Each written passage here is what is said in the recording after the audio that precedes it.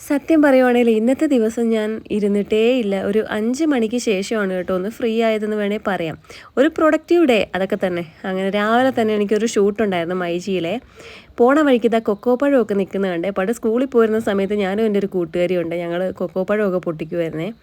അങ്ങനെ ഇതാ നടന്ന് നടന്ന് നടന്ന് ടൗണിലെത്തിയിട്ടുണ്ടേ. പെട്ടെന്ന് തന്നെ ബസ്സും കിട്ടി.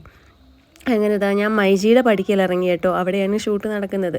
1 മണി തൊട്ട് 4 മണി വരെയാണ് ഇപ്പോൾ എനിക്ക് ക്ലാസ്. അതുകൊണ്ട് ഉച്ച സമയം വരെ ഫ്രീ ആയതുകൊണ്ട് ഷൂട്ട് രാവിലെ ആയി വെച്ചു. അധികം തിരക്കും കാര്യങ്ങളൊന്നും ഉണ്ടായിരുന്നില്ല കേട്ടോ. എനിക്ക് ആവശ്യമായിട്ടുള്ള കണ്ടന്റുകളെല്ലാം വേഗം ഷൂട്ട് ചെയ്തിട്ട് വേഗം തന്നെ ഇറങ്ങാൻ സാധിച്ചേ. 12:30 ആയപ്പോൾ ഞാൻ അവിടെ നിന്ന് ഇറങ്ങി നേരെ വെച്ച് പിടിക്കുകയാണ് കേട്ടോ കോളേജിലേക്ക്, അതായത് ഇൻസ്റ്റിറ്റ്യൂട്ടിലേക്ക്. കുറച്ചധികം നടക്കാനുണ്ട്, ഒരു 2-3 കിലോമീറ്റർ ഉണ്ട്.